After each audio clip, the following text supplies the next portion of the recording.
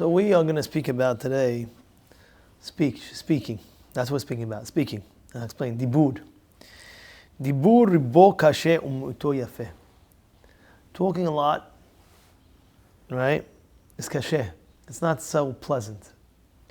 Umiuto yafe. If you speak less, it's much better. Now, we're talking about divrei Torah, Baruch Hashem. Divrei Torah is different. You always want to learn. You want to speak and learning. You always want to talk and learning. But we're talking about stam, just to talk. Then already he's saying too much talk, too much heki, too much eke. It's not great, right? Mi'ut yafe, speaking minimal, that's good. And why is that? Very simple. The more you talk, first of all, things could, it's a waste of words. It's a waste of words. There's no reason for it. Right? Right over here, we're going to discuss three types of speech. One is mitzvah, one is heter, and one is isur. Now, let's go slow. He says like this. אם הוא מחלק מצווה או היתר בלי שום צד נדון לאיסור ידבר, ואם יש צד נדון לאיסור יחרד האיש וידפת יהיה כי אילם לא יפתח פיו כי כל עמל אדם לפיהו. He writes that before you speak anything, think in your mind, what is the speech? And if it has a little bit to get to isur, a little bit, be very careful and don't talk. Make yourself like you can't talk anymore. I just can't talk. It says because the second you're opening up a little bit to the Yetzirah, it might be Yisur, it might lead to Yisur, it might be Avak Lashon Hara, just know it's probably going to lead to that. Guaranteed almost. A little bit, it'll lead.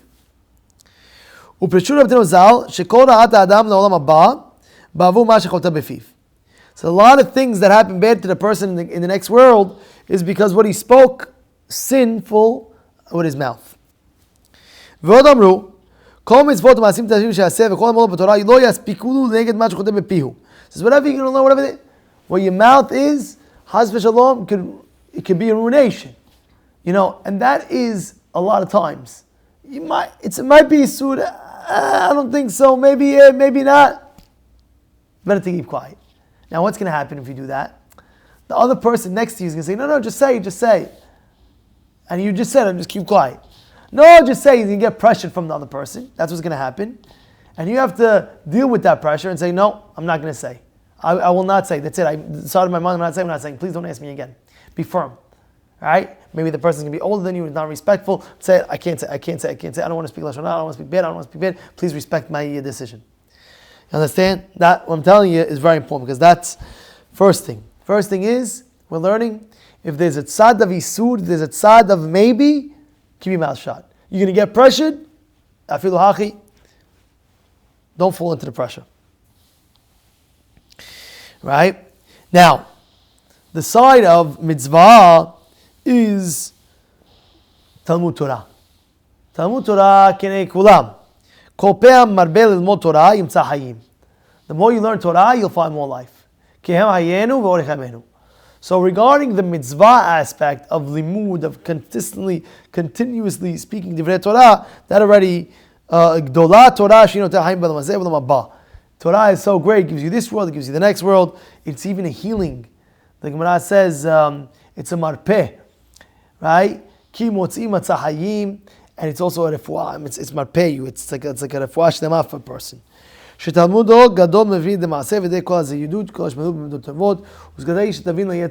course, it is a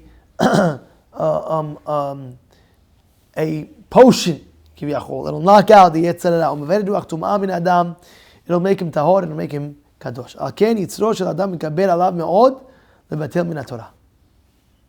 Says therefore, he writes that the Yetzer Hara will do anything in his power to stop you from learning. Why? Because he knows that that is his bullet. The second you start learning in this, that's his bullet for disaster. So a lot of times you'll see anybody who's learning Torah, in the beginning it'll be difficult. Meaning to say every single day, I have a shiur. It might be hard every single day to start learning. It might be. It might be very, very hard. But you should know that's the Yetzer Hara trying to stop you, because he knows once you start, already you got him. Already you started, that's it, you're in a zone. I know they said about Rabbi Yosef Shiner. Rabbi Yosef Shiner, he wrote in his, they wrote his biography, they wrote about him. He says that he made a Kabbalah, he wouldn't go 20 minutes without thinking and learning, without thinking a Torah thought. It's an amazing Kabbalah. Without 20 minutes, won't think and learning, that is amazing. Don't go 20 minutes, because what? It'll be a psik. It'll be a stop. Over here, you're always constantly thinking and learning in Torah and mitzvot and everything like that. Over here, things, that's what he's trying to say. The Yetzer Hara will always try to stop you from learning, no matter what. And our job is to always keep the momentum of learning. Momentum. Let's go. Again, and again, and again. You ever see when a person's like on a job, whatever it is, there's always a momentum going. Always a person has a momentum. And that momentum can't stop. Constantly. Until 120. 120 already, the momentum could stop already. The person's greeting Hashem with all the Torah mitzvot. But until 120, you got to keep on that momentum. Let's go. Let's learn. It's difficult today. I'm not in the mood. I'm tired. I can't. I might have a headache. I'm hungry. I'm this. I'm that. There'll always be excuse. There'll always be excuse from opening up to learn Torah. Always. You have to understand that. Why? Because the Yetzer Hara knows that that's the ammo. You'll get him there. You shot him in the head. That's what it is. Barati Yetzer Hara, barati lo Torah tavlin. And the second you sit and you open up and learn, you're already starting to shoot the Yetzer Hara. He doesn't like that. He'll always stop you before you learn. But once you're in it, think about it. It's the first, let's say, 5 minutes or 10 minutes that's going to be tsar. But after that, you finish it. That's the way it is. In the beginning, it's going to be tsar. Open up and do and start. Just start. It'll be hard for you to start. Start anyway.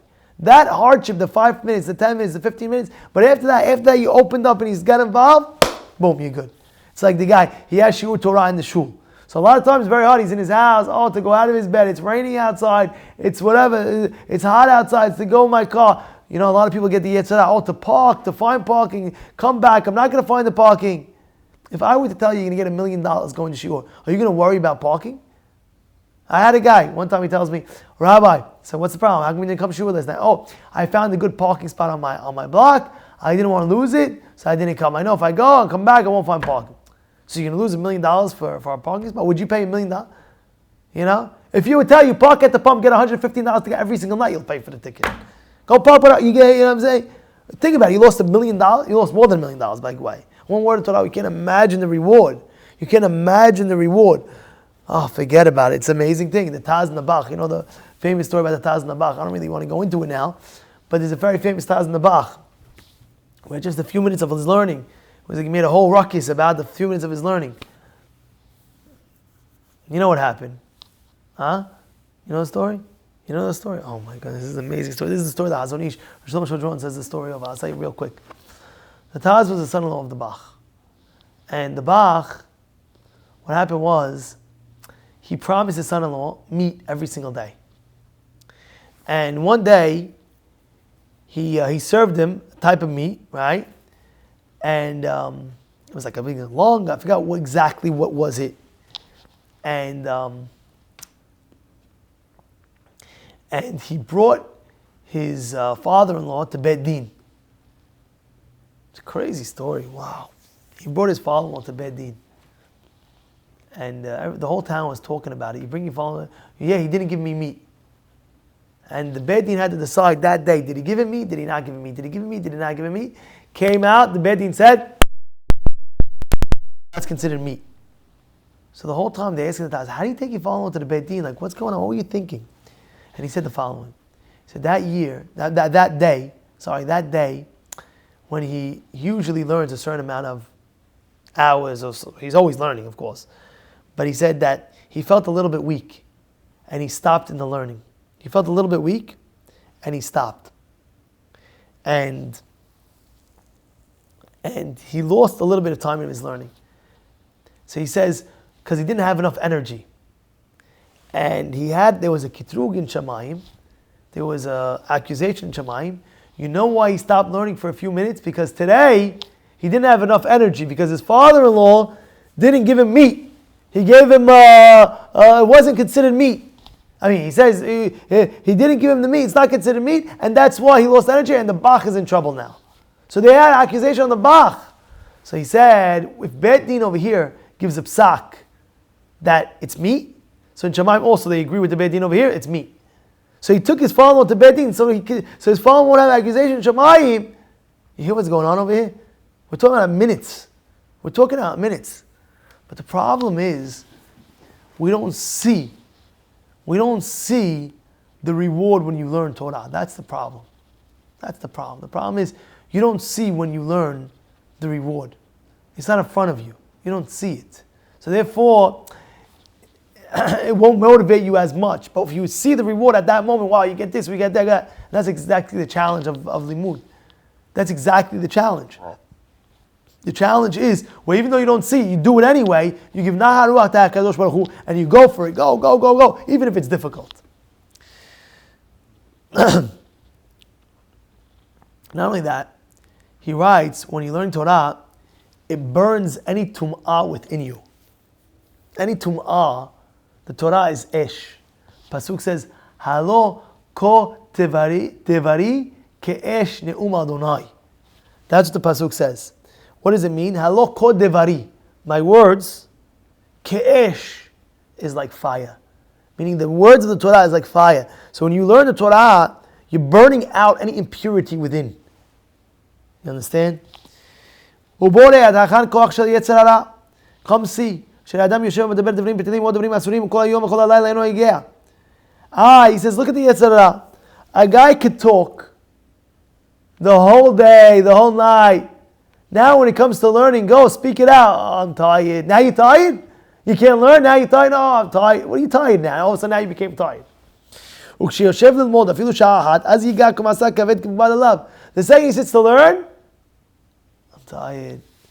You know, the guy opens up to learn. What happened? You had energy. 2 seconds ago you had energy. You're eating, you're fressing on a whole steak, and you with your boys, and oh shoot, I was going to shoot. I'm tired. It's all Yetzer Hara. That's what it is. Because he knows the koach of the Torah. כששב אפילו לומד שעה אחת, והגיד הנ"ל לי, מה טרחה או הצעה או יתרה יש בדברי תורה, יודעים דברים פנימיים, אדרבה, כול העלמא ידעה שהעוסק בתורה בא בשכרו, אוכל פירו בעולם הזה, וכל העולם הבא. He says, think about it. You're going to get reward in this world, get reward in the next world, and you're giving Hashem a pleasure. אפילו אם יהיה חוזר כל היום פסוק באחת, לא תמנע. Right? על כל פעם שיעזור לקדוש ברוך הוא קובע לו שכר. He says, if you would say a pasuk, one pasuk, 24/7, the same pasuk. He says, he writes, "Va'achot lo tan timna." It's a pasuk in Bereshit. It's one pasuk. Va'achot lo tan timna. Just one pasuk. Hashem will give you rewarded every time you repeat that pasuk. You're walking around. You're walking you're online for the supermarket. Whatever you're online for, and you're saying that. If you just say one pasuk of the Torah, you're going to get rewarded for every time. Read the same pasuk. Memorize the pasuk. This pasuk I'm always going to say. Boom, boom, boom, you get rewarded every single second. כל כבד דנה דברים בדדים, עשויים עתיד ליתן את הדין, אפילו על שיחה יתרה, אין זה כי אמרו על לב, כי יצר האדם רב מנעוריו לפתח עבד הרץ, ועושה שיהיה תונק בורא מיד הספר. He says the יצר will make you, like he writes, תינוק בורח מבית הספר. Like a child when he finished school. You know, when you finish school, oh yes, school's over. I don't know if you remember when I was a kid, I was excited, school's out, yes, nice, yeah. You know, I'm graduating. Nice, I'm done with school. Finished. No more book. I remember senior year, I would go, Bedavka. I would go, you have all these different English subjects and this, that. I remember, no books, no knapsack. What are you doing? School's out. After a week, I'm done. The Yetzer Hara, same thing with the Torah. He'll do anything. Yeah, like you get out. It's over. I'm done. Aval. Mishu bar da'at bilvavo yavin. But a person who's smart will understand. Shekadosh Baruch Hu ba'aretei Yetzer Hara l'torat ha'adam. He created the Yetzer Hara for the goodness of us. What is the goodness? Kedei she'yakov et yisrael v'kabel sachar.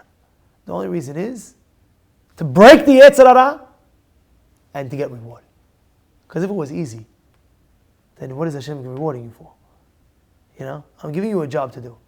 Imagine you hire somebody, give him a job. He says, "Oh, this thing took 2 seconds. Like, something's broken with your electric," and you hire the top guy. He says, "Listen, I charge $1,000.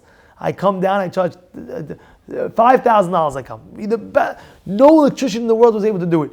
He comes over here. He says, 'Listen, if I come down, I'm charging you $10,000. That's my price. You want? You want? Yes, yes. No, no.'" He says, "Okay, I have no choice. Come, fix my electric." And you're thinking the job is going to be from basement to first floor. He's going to disconnect this electric, go outside, put a new wire. He's going to say, you're thinking for $10,000. All of a sudden he comes in, the electrician comes in, and he goes straight to the electric box, and he opens it, and all the electric works. Tells you $10,000.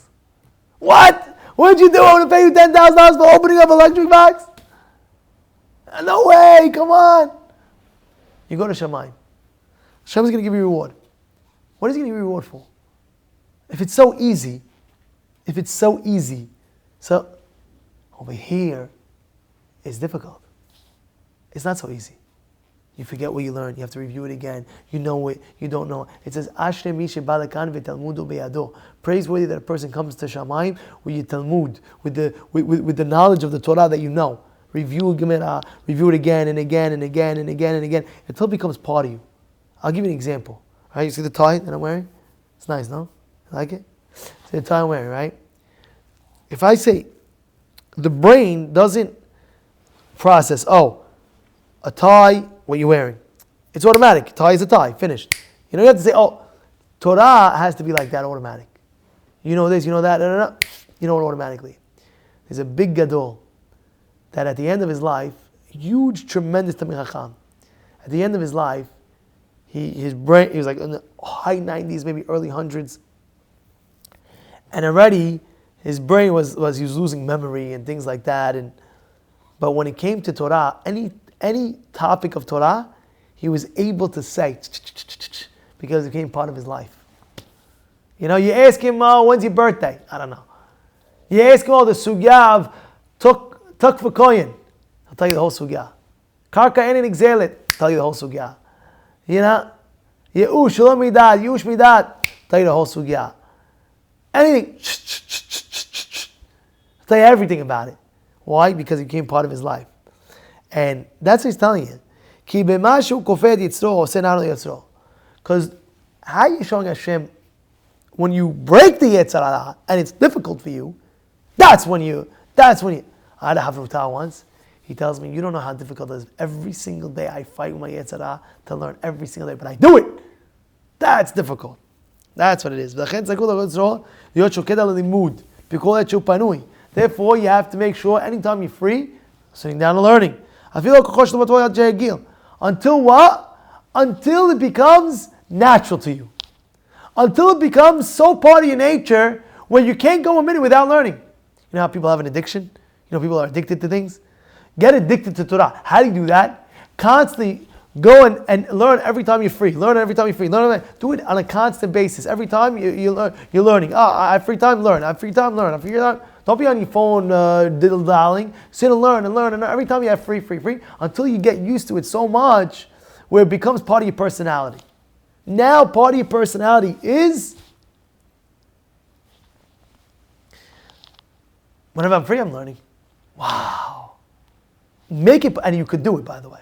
And you could do it. One time, I love this story like a passion. One time, Aaron Kala, he saw Yid.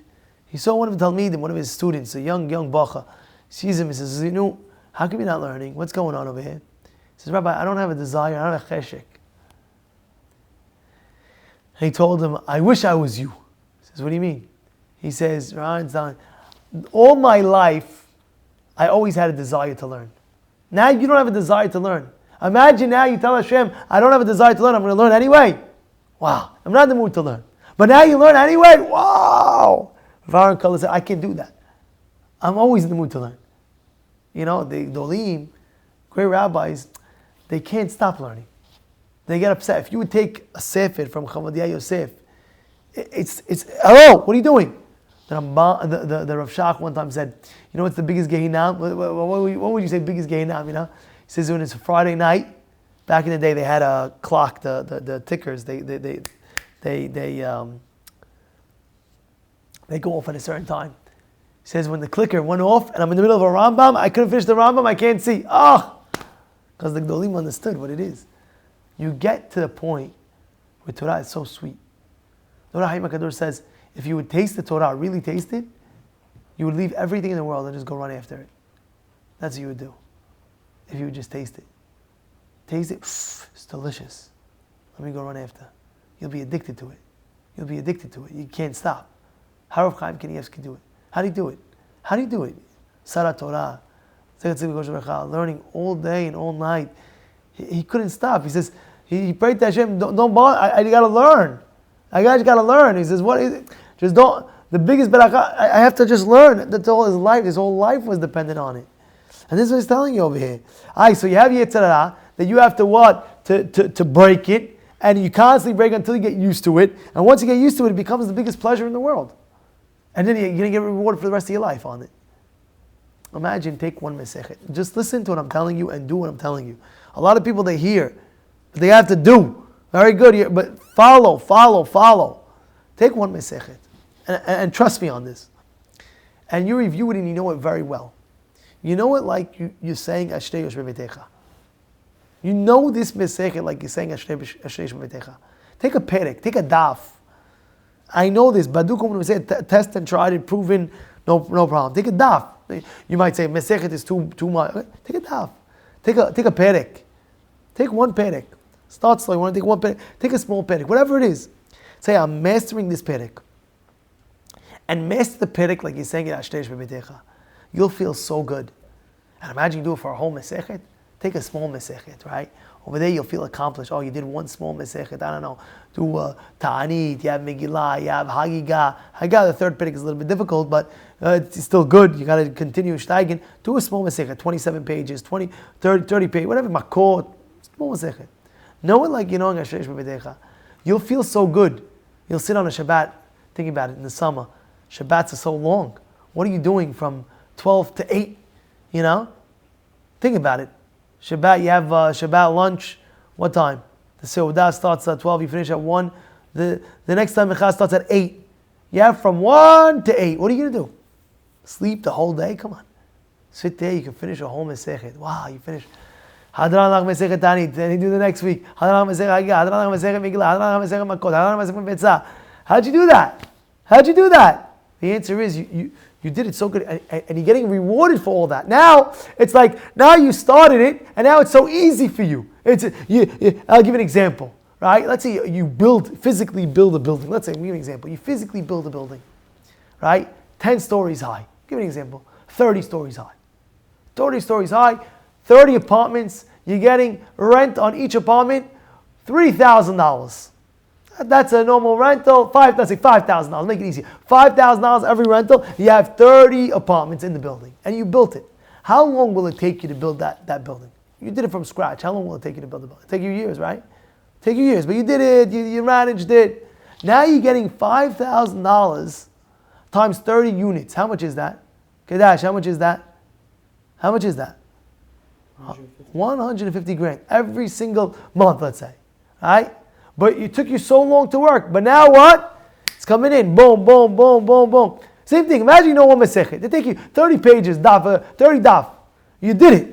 And you did it like a Ashrei Yoshvei Beitecha, right? It was very difficult. It might take you a year. I don't know. It might take you a year and a half. It might take you 3 months. I don't know how long it'll take you. But eventually you know it like a Ashrei Yoshvei Beitecha. And you review it. Take one amud, review it 10 times. The next day review it again. The next day review it again. So now you know it clear. Or you wait a week and you review it again. Or you do your own system the way you can do it. There's system the way you can do it. You know yourself and you could have your own system of doing it to remember it. Then you know it like Ashrei Yoshvei Beitecha. And now you come back after 1 year. Now you could do that Mesechet, whatever it may be. That Mesechet, you can do it in 6 hours. You could do it in a day. You could go on a Friday afternoon, Friday before Shabbat, on a summer day, the whole day you have. Or in the winter, when Shabbat is early, you come home at 5, you finish the meal at 6:30. You go from 6:30 to 11:30, you finish the Mesechet. Wow! You feel so good. And now you're getting schad like crazy. Like the time it took you, how long it took you to do that, now you get schad. Hashem says, listen, I'm going to give you every single time I'm going to give you like that. It's amazing.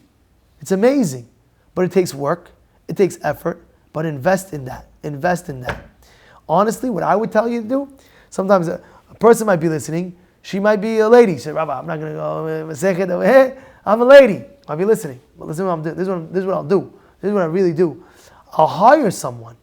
I'll literally hire someone to learn that Masechet on your behalf. Yes, I'll hire someone. He'll have to know it that well. And you own a Masechet. And it's not a lot, by the way. I did the cheshbon. It's not a lot. Right? If you're interested in it, you could, anybody, even a person's older man, says, no, you know what, I want to do it. Or a person is very big, he wants to do it. You can email me at Rabbi Palacci, Rabbi, Palacci, Palacci, at gmail.com. If you're really serious about it, I think it'll cost what? $2,600 to $3,600. I'll hire an avrech, and that person will learn that Masechet for your Hatzlacha. For your Hatzlacha. Learn that Masechet. We'll partner up. You can give it to him direct, and boom, boom, boom, and boom. He'll be your shaliach. I'm just throwing it out there. Things that come into my mind, I'm just speaking it out. If you're really serious about it, and you can pay over time, I'll tell the person, pay over time, pay over a year, who knows? And like that, you'll own a Masechet. It's a beautiful thing. It says, the Zohar says that anybody who knows one Masechet, you know it well, you Yoresh Masechet, you get an Olam in Olam Haba. You get an Olam. Olam is not America. Olam means the whole world. Now you're going to explain what does that mean? Olam Haba it's tremendous. Hashem, there's no end to His reward that He can give. There's no cap, I can only give this. Hashem's reward is endless. That's what Abotai, take this very, very serious. Have a great day.